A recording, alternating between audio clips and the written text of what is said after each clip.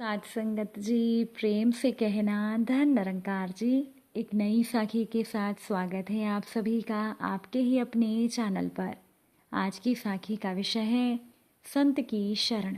तो चलिए सुनते हैं आज की ये साखी। साध संगत जी, एक गांव में एक ठाकुर जी रहते थे।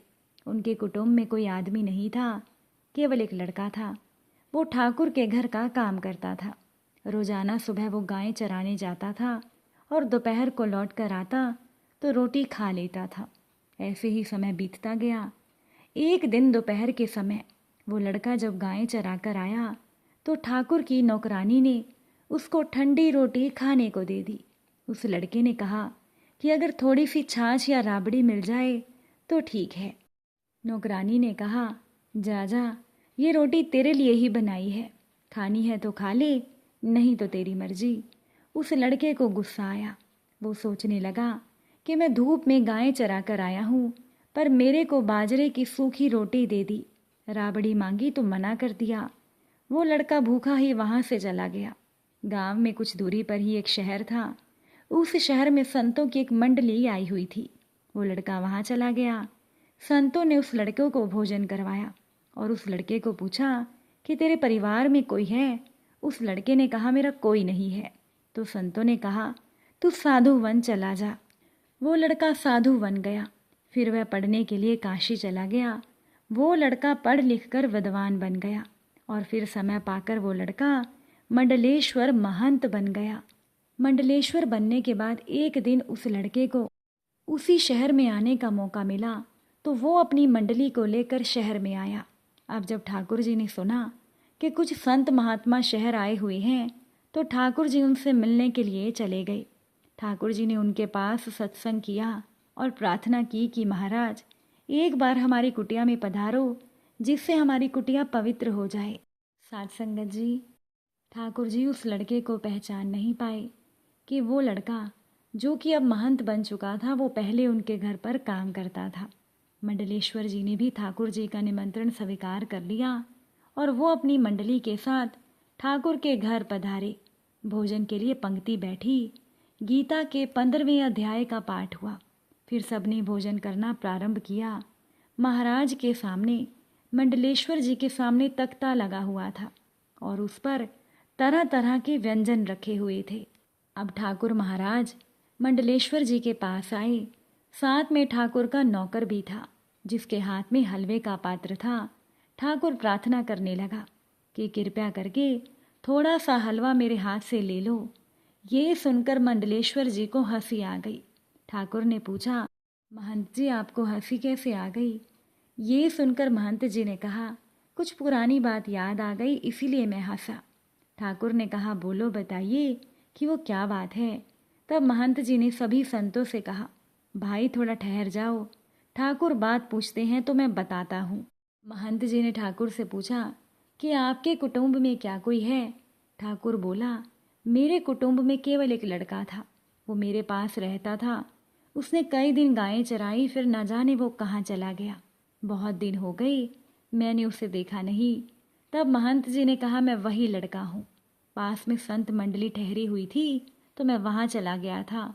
फिर मैं काशी चला गया, वहाँ पढ़ाई की तो मैं मंडलेश्वर बन गया।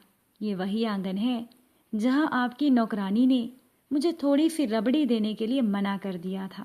अब मैं भी वही हूँ, आंगन भी वही है और आप भी वही हैं, पर समय का फर्क है। अब आप अपने हाथों से मोहन भोग मुझे खिला रहे हैं। साध संगत जी, इसीलिए बिल्कुल सही कहा गया है, मांगे मिले न राबड़ी, करूँ कहाँ लगी वरण, मोहन भोग गले में अटकया, आ संतों की शरण। मतलब संतों की शरण लेने मात्र से इतना हो गया कि जहाँ रबड़ी नहीं मिलती थी वहाँ मोहन भोग भी गले में अटक रहा है। अगर कोई भगवान की शरण ले ले तो वो संतों का भी आदरणीय हो जाए। लखपति करोड़पति बनने में सब आजाद नहीं है, पर भगवान की शरण लेने में, भगवान का भक्त बनने में सबके सब स्वतंत्र हैं। और ऐसा मौका केवल इसी मनुष्य जन्म में मिला है। एक साधारण से लड़के को जब संतों की शरण मिली तो वो एक साधारण मनुष्य से महंत बन गया। यही फल होता है संतों की शरण का।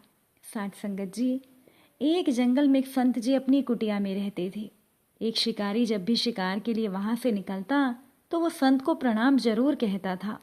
एक दिन वो शिकारी संत से बोला कि बाबा, मैं तो मृग का शिकार करता हूँ, आप किसका शिकार करने जंगल में बैठे हैं? संत बोले, भगवान का। और वो फूट फूट कर रोने लगे। शिकारी कहने लगा, अरे बाबा, रोते क्यों हो? मुझे बताओ कि आपका भगवान दिखता कैसा है, मैं उसे पकड़ कर लाऊंगा। अब संत ने भगवान का वो मनोहरी स्वरूप वर्णन कर दिया कि वो सांवला सलोना है, मोर पंख लगाता है, बांसुरी बजाता है। शिकारी कहने लगा, बाबा, जब तक मैं आपका शिकार नहीं लाऊंगा मैं पानी भी नहीं पीऊंगा। और वो शिकारी एक जाल बिछाकर बैठ गया। उसे लगातार 4 दिन बीत गए प्रतीक्षा करते करते। अब शिकारी को देखकर भगवान को दया आ गई। वो भला दूर कहाँ थे, बांसुरी बजाते आ गए और खुद ही शिकारी के जाल में फंस गए। अब वो शिकारी तो भगवान की मोहिनी छवि के जाल में खुद ही फंस गया और एकटक भगवान को निहारते हुए उसकी आंखों से खुद ब खुद आंसू बहने लगे। जब उसे कुछ चेतना हुई तो उसे बाबा का स्मरण आया और वो जोर जोर से चिल्लाने लगा, बाबा, तुम्हारा शिकार मिल गया। अब ठाकुर जी की ओर देख कर कहने लगा, अच्छा, तुमने मुझे 4 दिन तक भूखा प्यासा रखा, अब मिले हो तो मुझ पर जादू करते हो। भगवान उस शिकारी के भोलेपन पर रीझ गए और मंद मंद मुस्कुराते हुए उस शिकारी की ओर ही देखे जा रहे थे। अब वो शिकारी कृष्ण को शिकार की भांति अपने कंधे पर डालकर संत बाबा के पास ले आया। शिकारी कहने लगा, बाबा, मैं आपका शिकार लाया हूँ। बाबा ने जब ये दृश्य देखा तो वो क्या देखते हैं कि रात के कंधे पर भगवान श्री कृष्ण जी हैं और वो जाल में मुस्कुरा रहे हैं। संत के तो होश उड़ गए। संत खुद ही किरात के चरणों में गिर गए। फिर ठाकुर जी से कातर वाणी में बोले, हे नाथ, मैंने बचपन से इतनी कोशिश की, आपको अपना बनाने के लिए मैंने घर बार छोड़ दिया, आपका इतना भजन किया, मुझे आप नहीं मिले और इस शिकारी को 4 दिन में मिल गए। भगवान बोले, इसका तुम्हारे प्रति निश्चल प्रेम और कहे हुए वचनों पर दृढ़ विश्वास जो था उससे मैं रीझ गया और मैं इसके नज़दीक आए बिना रह ही नहीं पाया। साथ संगत जी, अब भगवान तो भक्तों के, संतों के अधीन ही होते हैं। जिस पर संतों की कृपा दृष्टि हो जाए उसे तत्काल भगवान अपनी सुक्त शरण प्रदान करते हैं। किरात तो जानता भी नहीं था कि भगवान कौन है, पर वो संत को रोज प्रणाम करता था। संत प्रणाम और दर्शनों का ये फल था कि उस शिकारी को 4 दिन में ही भगवान मिल गए। यही तो होता है संतों की शरण का परिणाम। तभी तो बिल्कुल सही कहा गया है, संत मिलन को जाइए तजी ममता अभिमान, ज्यों ज्यों पग आगे बढ़े कोटि यज्ञ समान। अगर आज की ये साखी आपको अच्छी लगी हो तो वीडियो को शेयर ज़रूर कीजिएगा। आप सभी से फिर मुलाकात होगी नई साखी के साथ।